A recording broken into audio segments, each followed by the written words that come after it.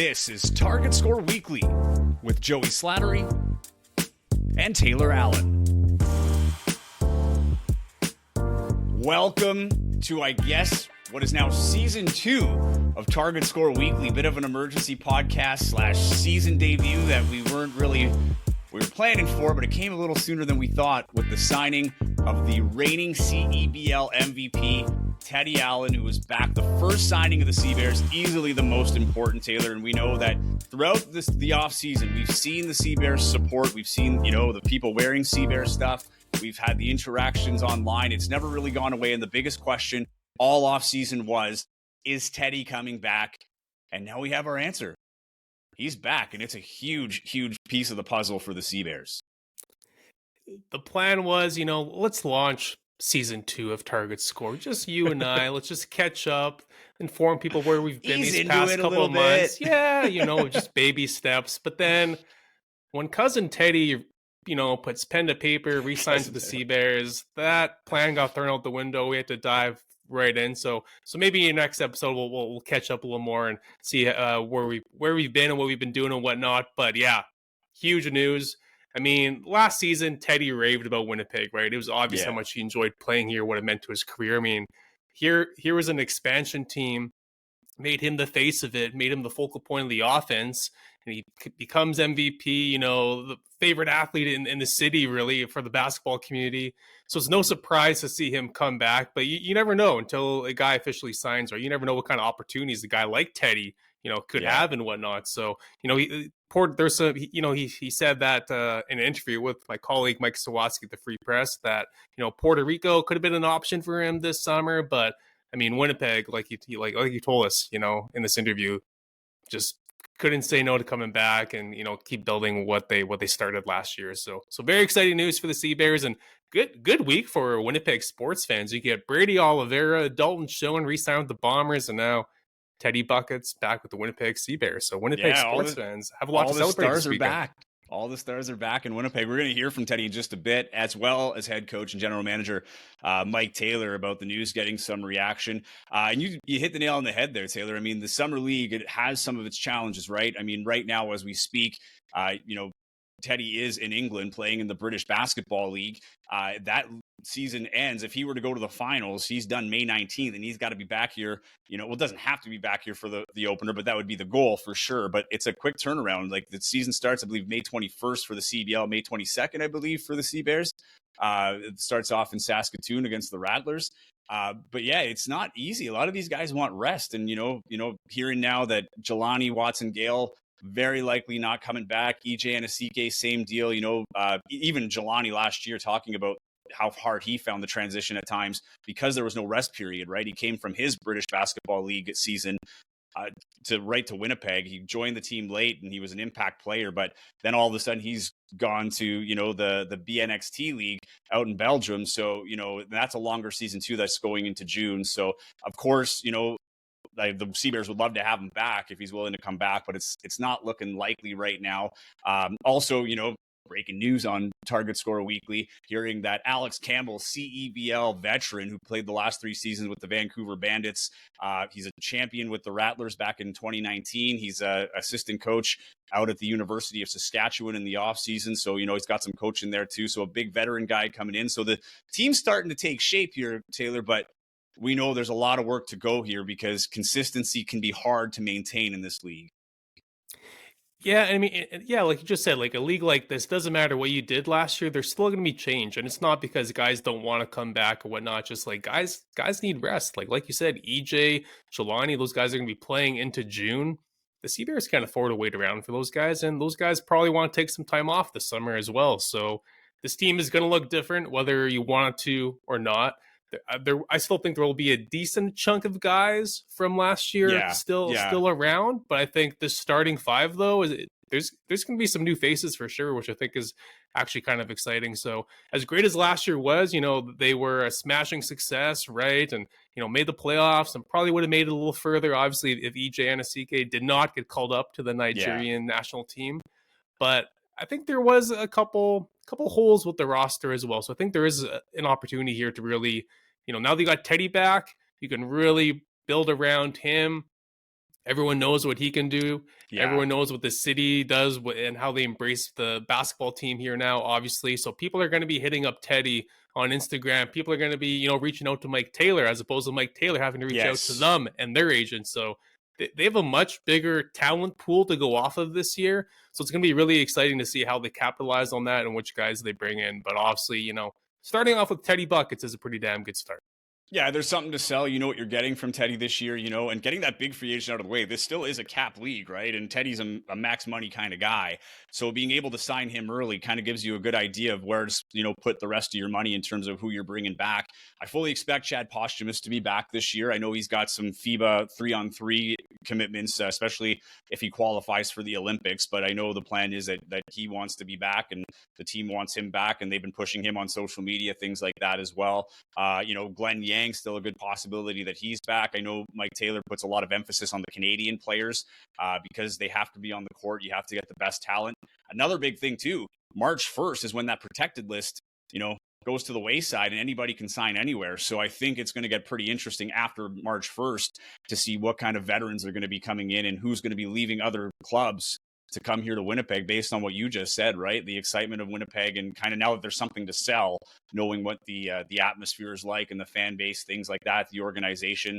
So it's going to be very interesting as we move towards March 1st for sure. And I'm sure there's going to be more signings along the way. But you know what? Let's not hold up anymore, Taylor. Let's get to these interviews. We're going to start with Teddy Allen first, and then we'll move in to Mike Taylor and get his insights on the signing. So let's start off with the reigning CEBL MVP, the star of the Sea Bears, returning Teddy Allen.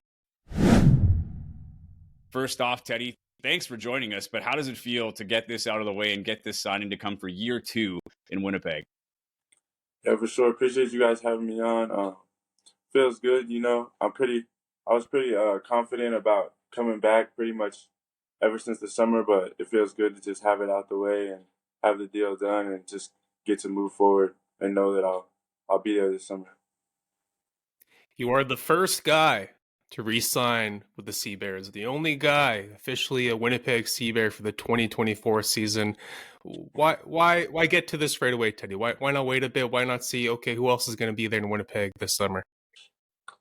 I mean, I think personally because it's it starts with me, and I say that humbly, but that's what Mike T had voiced to me throughout the off season and pretty much right after the season last year that he wanted to bring me back and continue to build what we had built. So I feel like it's just good to get it out the way and lock me in so we can continue to build the roster. Teddy, what's that relationship like with Mike? I know you guys have gotten pretty tight through the process last year. What is it about, Mike as a coach maybe that wanted you to come back to play for him? Obviously you want to be here and play for the city, and you've talked about how fun it was to play here. But what is it about Mike as a coach that you find your attachment with? I just think with Mike T, it's like from the start he had that belief in me, and I mean a lot of coaches have. Pretty much every coach I played for, like, believed in me as a player and, pretty much gave me a green light. But I feel like with Mike T, it's different. Like, he really believes in me to the point of he wants to build around me and give me I feel like the best role I could be in is when a coach or a team believes in me and wants me to be a leader, because I just feel like the qualities that I have help I thrive in those situations. And not often have I been tasked with like really being like the leader of a team, although I may lead the team, if you know what I'm saying. So I think that it really, it kind of like opened me up in a way of like learning more about myself and what I could do besides just, score, and besides just play and, play defense, get steals, rebound, besides the thing that just make a good player a good player. Like, the great players are leaders. And I feel like with Mike T, he really kind of brought me in and gave me that opportunity. He was like, hey, we're going to build this around you, and we're going to go as far as you take us. And I feel like that's what really, having that trust from a coach, because you don't always get that. Like, you might get them saying things like that when they're recruiting you, but when you come, it might be different, or it might look different. But with Mike T, the cards have always been on the table, and he's always held up his end of what he said, and I feel like I held up my end. So it's just been a great partnership. So you're playing with the Leicester Riders, British Basketball League. And one of the things I got a kick out of, Teddy, I saw on your Instagram, when you first got there, or at least a couple weeks after, you're like, man, like, where is the sun around here? So now that you've been there a little longer, have you finally gotten some sun, or has it been just cloud and rain this whole time over there?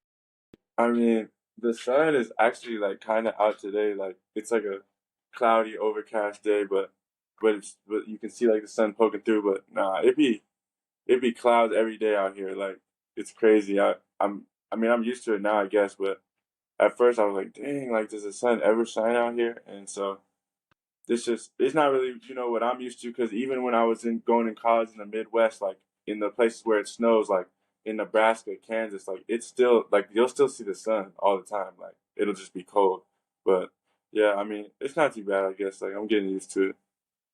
Teddy, this season, in the BBL rather, you kind of came out firing when you joined the team in December. But taking into account the experience in the summer, it's not an easy turnaround to go from a summer league to a winter league. Minus, granted, you had the fact of a few months rest before you kind of got in. But with everything you said about the experience here in Winnipeg, how do you think you grew as a player that you're seeing in practice now as you play in England? Like, is there anything that you've seen in your game improve, whether it be through the confidence level, your abilities from playing here in Winnipeg to now playing in a full winter season in England? I mean, I think just like with Winnipeg, it's just like I said, it kind of just showed me like more of what I'm capable of, and like how I can affect a team beyond just like playing like between the lines, like from a leadership standpoint. And I just feel like it gave me more experience, like just doing what I do, like honing my craft, and just obviously like I've always been a confident player, but coming from a situation, you come off an MVP, like you kind of just feel like you could take over anywhere you go. So I feel like it just built my own confidence a little more, and it made me like believe in myself more as a leader as well. Teddy, what was the process like after the CEBL season? Like you said, you lead this first year team, you win MVP, and what was just kind of the process of you finding the right fit, finding the right team, finding the right country to play in afterwards? Yeah, it was kind of a tough process. I kind of had a few deals that I would have liked to take that kind of like fell through, and I don't know what really like kind of went on with that, because I'm not an agent, I'm a player, so it kind of was a little disappointing at first. I was feeling like I was gonna have certain opportunities that either just didn't come to fruition, or I wasn't with the right representation. And so it was kind of disappointing at first, but I just tried to stay working, stay in the gym, and so it seemed like it was kind of lengthy, honestly. Like it was nice at first, like you said, coming off the summer, have a little, month and a half. But after a while, I was kind of like, dang, I'm ready to play. I want to go play. And luckily, Mike T actually arranged a new agent for me, and her name's Stacy Leewood. She's from Canada actually, and she got me on here and hit the ground running. So thankful for that. Thankful for them, for sure. So now you look at that, with some of the changes made, you go to the BBN or BNXT league for a little bit, short stint before you find yourself in the BBL, new agent, everything coming off the MVP. Do you feel now that you're in a good place, professionally, in the sense that, you've kind of got that validation through winning the MVP in the CEBL? You're having a great season in Britain right now. So do you feel now you're in that good spot that things have kind of settled and you're able just to focus on basketball? I mean, honestly, like I'm probably never gonna feel like I'm in a good spot again, because I've learned through what is this, my third year pro, or second year, whatever it is. I've learned that you're not like you might not get what you think you're gonna get, and like how good you play sometimes doesn't even matter. Like there's a lot more to it than just, oh, I go here and I produce. Because if it was about production, like where would I be? You know what I'm saying? Like you can look at every level of my career and say, oh, why isn't he here? Why isn't he there? So I feel like for me, it's just kind of just worrying about controlling what I can control. Like it might sound like a bad, like a down comment for me to say I'll never like feel like safe again, but it's really more just me taking the mentality of I'm gonna just control what I can control and just hoop wherever I go and pray to God and hope that, whatever I want or whatever is needed for me comes, because if it was about production, like I said, where would I be? So just pretty much that. Teddy, we saw when this league first started a couple years ago with a guy like Xavier Moon. Like, he was the face of this league, and he wins MVP, a couple times before he gets that NBA call, before he gets that NBA contract. Is that something you've kind of kept in mind? I'm sure after this past year, you thought, like, did you think you're going to get that NBA call, the NBA contract, or now is it like, okay, well, we saw what happened with a guy like Xavier Moon. Maybe that'll be a similar story for me, or just where's your kind of head at with NBA opportunities right now? Yeah, I always think that's on the table. Especially definitely coming off of the summer. Like, I thought I would have those type of opportunities, and like I said, you never know. Like, it just depends on like your representation or things like that. So yeah, I feel like it's definitely what kind of like what I was just saying. Like, I'm just gonna continue to do what I do and put my best foot forward wherever I go, and God willing, those opportunities will come, and I'll be ready for them. Like, taking the basketball out of, where you are right now, like, you look at the opportunities that you've had, I don't know, that you probably didn't see coming, right? Like, you go through the college ranks, you have your stardom there, in the NCAA, but then you find yourself, playing in Canada and Winnipeg, and now Well, you're out, playing in the BBL. I mean, have you had a chance to kind of just take in kind of the opportunities? Are you having fun outside of basketball, just kind of getting the opportunity to travel around and, live in these different places? I mean, for me, it's kind of like business, Like, I'm not super like big about like, oh, I want to go here, I want to go there. Like, I kind of like I'm a hooper, Like, I just want to go hoop wherever it takes me, and obviously you have your fun, you check out the city, um, find new things, new foods, whatever, try some stuff.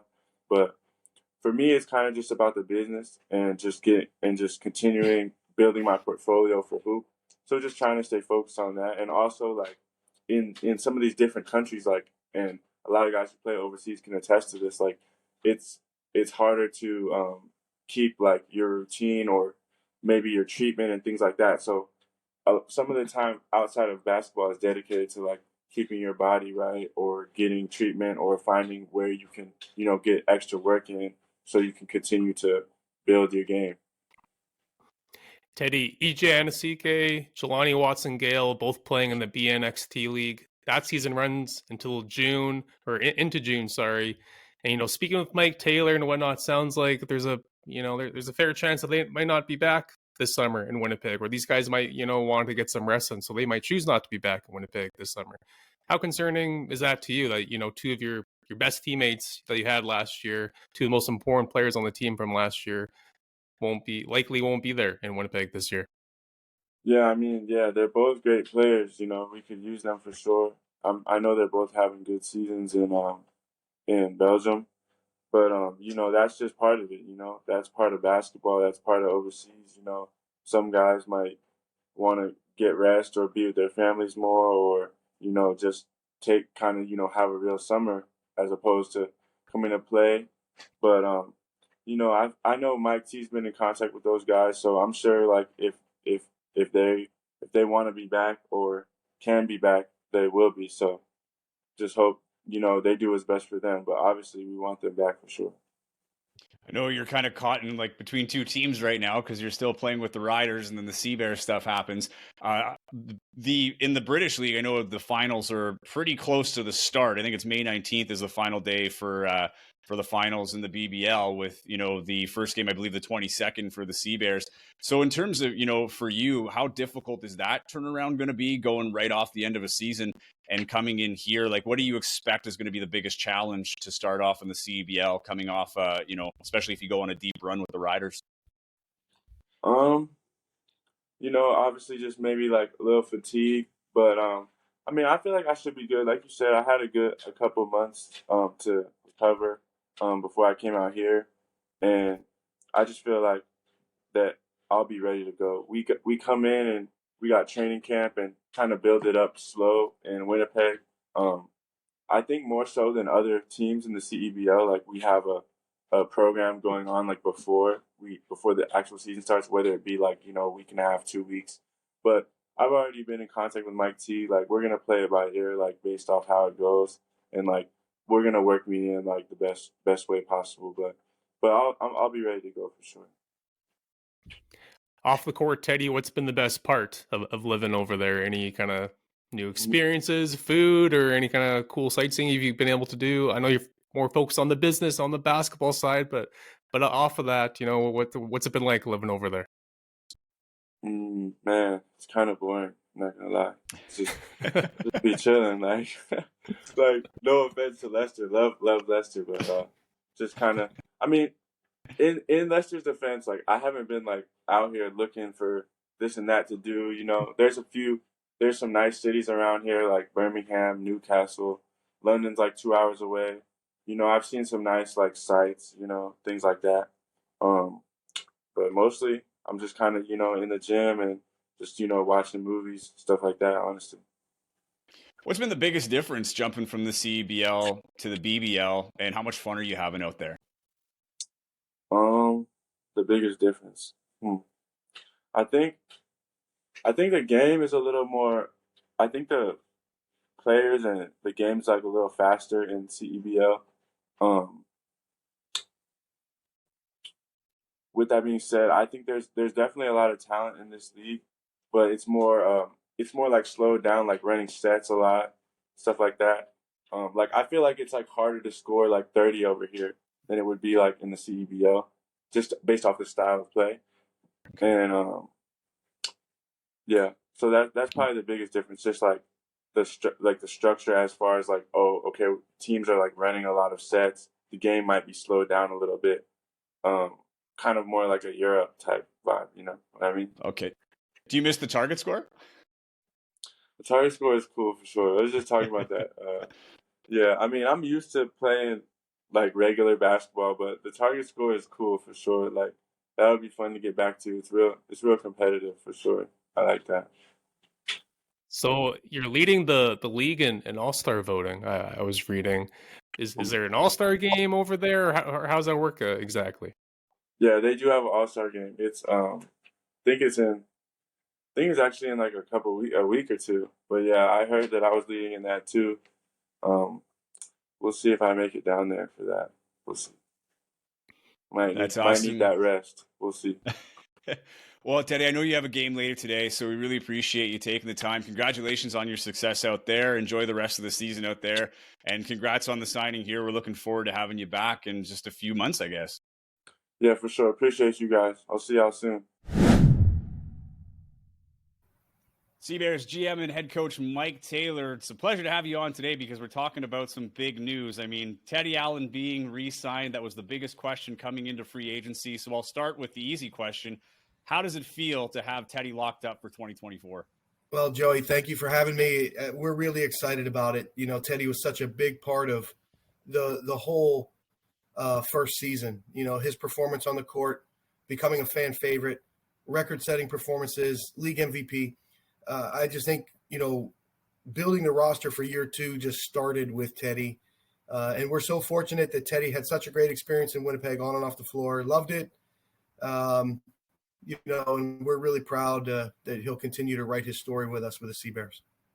And from a basketball perspective, I mean, you know, now that you have him signed up so early, how do you kind of approach free agency from here, knowing that you have your star in place with, you know, some background with him having coached him last year? Well, again, we loved our team last year. The team played really hard and played together. And I think, you know, the city was proud of the team. But again, you're always trying to get better. We don't want to sit back and feel good about ourselves. We want to continue to improve. We feel like that happens in several ways. You know, we want to try to improve, you know, certain Canadian roster spots. We want to try to improve certain import roster spots. And I think the big thing is we also want to maintain some consistency. So balancing all of those things is a challenge.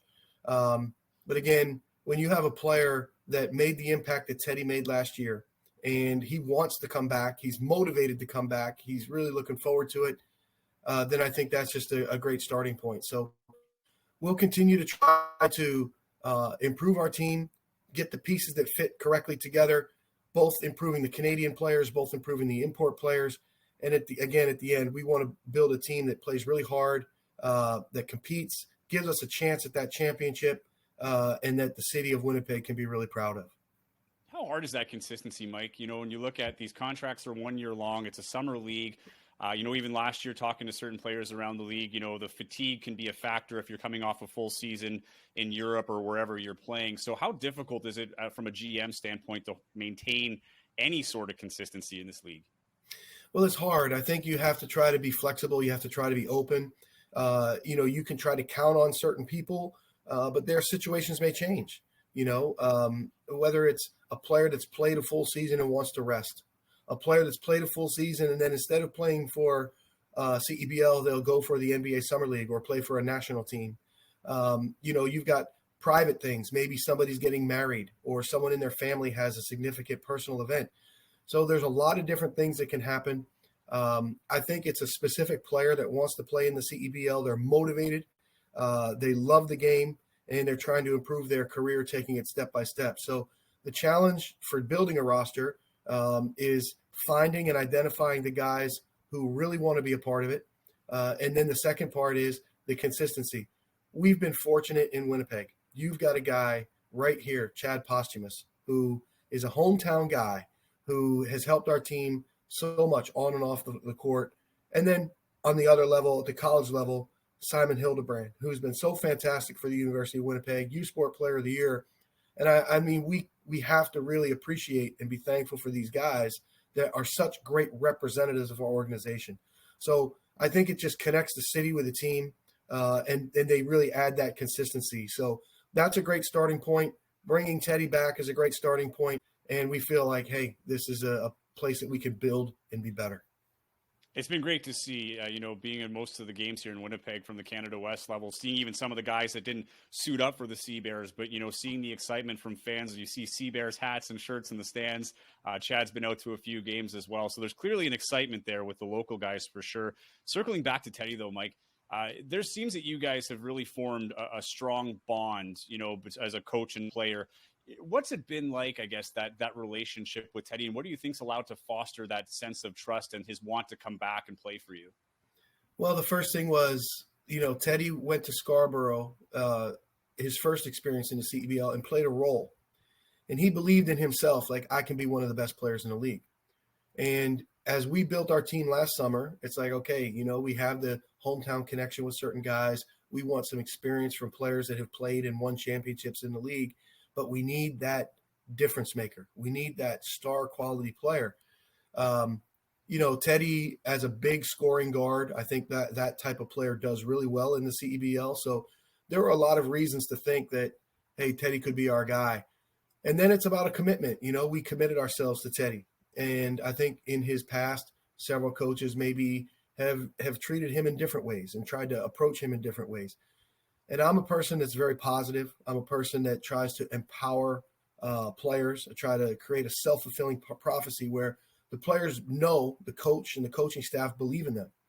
And I think Teddy felt that and welcomed it, and he was very receptive right from the beginning. When he was working his way into shape and it took him a little while to get his feet under him, we were really consistent. Teddy, you're our guy. Teddy, you're the leader of this team. Teddy, we're going to go through you. And we created that structure on and off the court immediately. And I think this is where the trust comes in. So, he responded and paid us back with an unbelievable season. While he was going through his difficult time after the season, we were right there. I was constantly in contact with him, trying to help him, trying to connect him with the right people. And we finally got him in a great place. And now, he goes to Leicester, England, and he helps turn their team around. He's player of the month in December, his first month there. Now he's leading the entire league in all-star votes. So he's just doing what Teddy Buckets does. But all along, he has not forgotten about the way we manage things in Winnipeg, the way we handle things in Winnipeg, and who has been there to help him recently. And it's not just the coach. It's David Asper. It's Jason Smith. It's the whole organization that is really saying, hey, this is our guy. And we love it when he's got his family, oh, family quote, So we're really proud of Teddy. And again, I think that trust is built over, the way we've approached him, the way he's paid us back, and now we're in a great place going into season 2. And I'll make this next one a 2-part question, but now that you have Teddy locked in, what are the next priorities for the team? You touched on it a little bit in terms of, the overall goal, but what are some of the things that you want to address as a GM? And having your top player, with a cap in this league as well, having one of your guys who I'd imagine would be towards the max for your signings, how does it help now having him locked in early to attack that free agency and get those next priorities addressed? Well, having Teddy locked in helps us manage our salary cap better and be more efficient with our money because there is a significant amount of it towards him. The second thing is it allows us to build our roster, I think, a little bit more intelligently because now we're looking for pieces that complement him, that know how to play with him, and that can kind of bring the best out of him. So we've kind of, in the players that we've been dealing with, we've addressed those issues. I feel really good about where we are. Again, the avenues we're looking at has been always fill your Canadian spots first and piece in the needs with the imports around it. Teddy's unique because he's our MVP. He's our guy. So get him early. Now we've got 2 import spots to work with, but we're still trying to fill these quality Canadian spots. We've got several guys protected that we're really looking at. And then we've also got some guys from around the league that we feel could come in and really help. So I think everything's in a very good place right here for the first week of free agency. I like where we are, and we've just got to keep hustling to, build the best team we can for the summer. Perfect segue there. Looking at the changes now that you have 1 year under your belt, the organization as a whole, 1 year of a sample to kind of sell. And now that you're in the role as a full-time during the off-season GM and head coach, how has the recruiting changed this year? Well, the first thing is last year, as we talked to different players around the league who I had personal relationship with, and they knew, hey, I like Mike as a coach. I trust Mike as a coach. I would explain to them how it would be in Winnipeg. And they would be like, Mike, that sounds great, but show me. Now we've got all kinds of video footage. We've got all kinds of, we've got a recruiting video we put together. We've got ways to put that information right in front of them. Some of these players on the court, they could turn to our bench during the games and they'd be like, man, it's like an NBA game in here. So I think word got around the league that Winnipeg was a great place to play. Word got around the league that David Asper is really committed to a great player experience. Our organization is doing everything we possibly can to give the resources to players to develop, to improve, to grow, to have a great experience playing in Winnipeg. And I think what's changed is now players believe it. Players have seen it. And they're like, you know what? I would love to play in Winnipeg. I would love to be there and be a part of it. Something special's happening. No matter what is said and no matter what our recruiting sales pitch is, 10,000 fans were in the Canada Life Center. 7,000 fans consistently. Like, the reception from the city was something special, and that sells itself. So, for us, in terms of trying to build a team, there's a lot of things to work with for us. I think there's a lot of positive feeling from the players' experience last year. And then just the simple example of the game day atmosphere in the arena. It was a lot of fun for people, big crowds. And again, that's a great thing for players. They want to be a part of a team like that. And I feel like Winnipeg raised the bar last year, and now we're not trying to relax and sit back. We want to keep growing, improving, and getting better. Yeah, and I know a lot of people are excited just around town, even seeing the Sea Bears merchandise, hats, T-shirts, and that.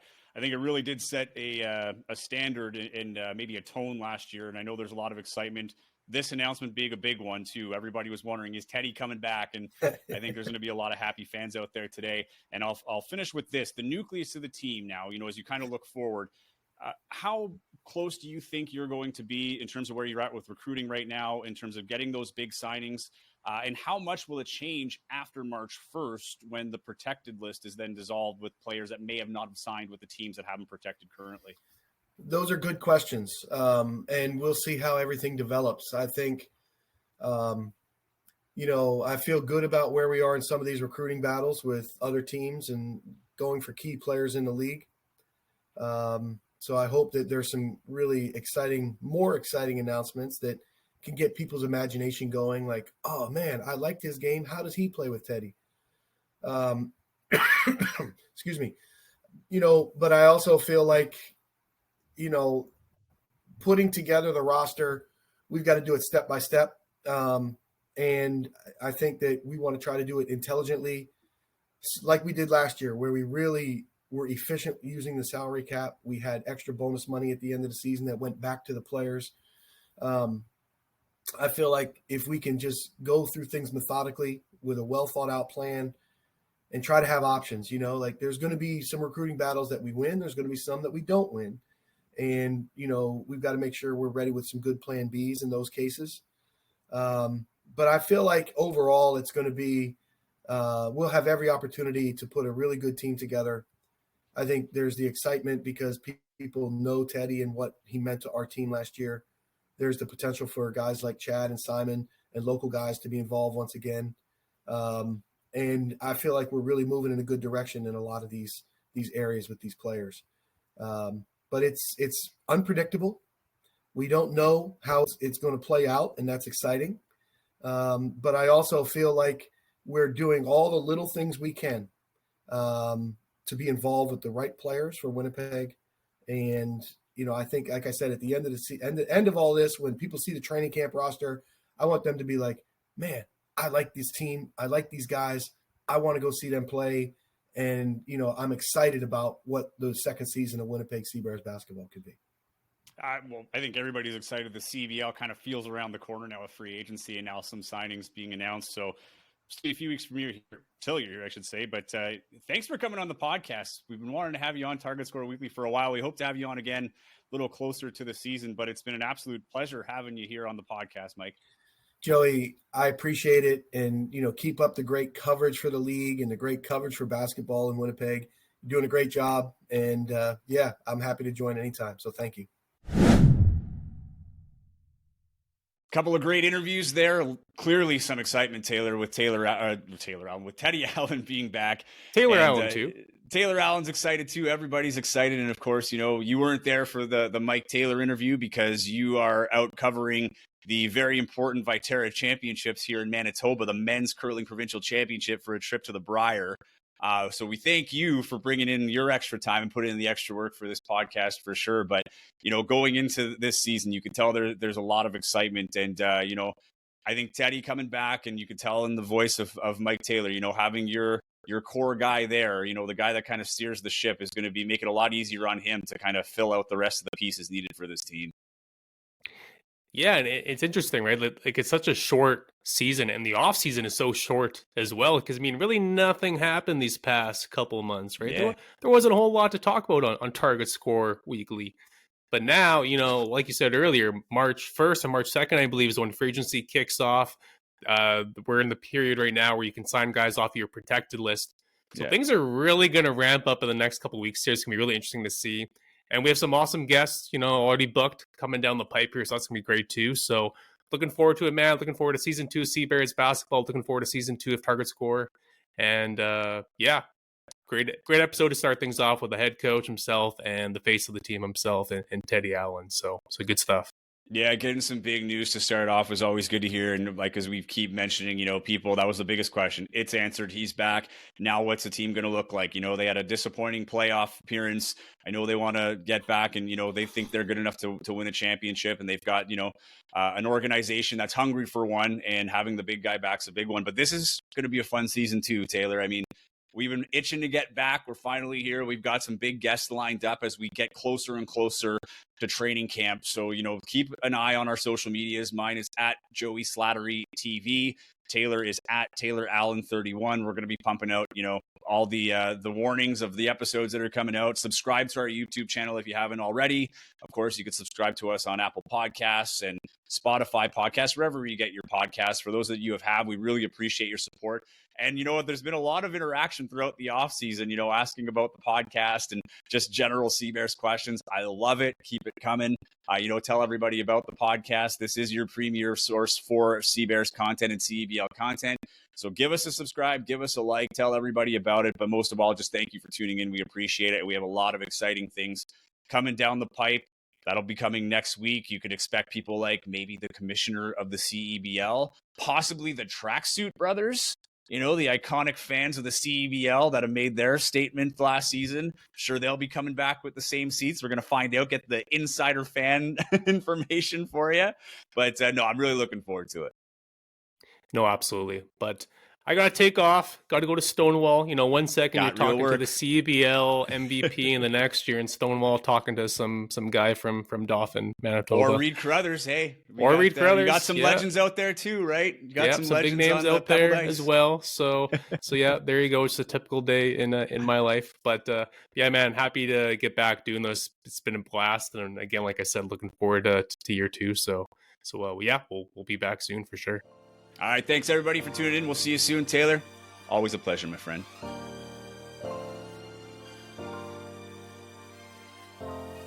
Thank you for listening to the Target Score Weekly podcast. To stay up to date with Winnipeg Sea Bears and CEBL news, as well as future episode releases, follow Joey and Taylor on Twitter and Instagram @TaylorAllen31 and @JoeySlatteryTV. And wherever you're getting the podcast, be sure to subscribe to never miss an episode.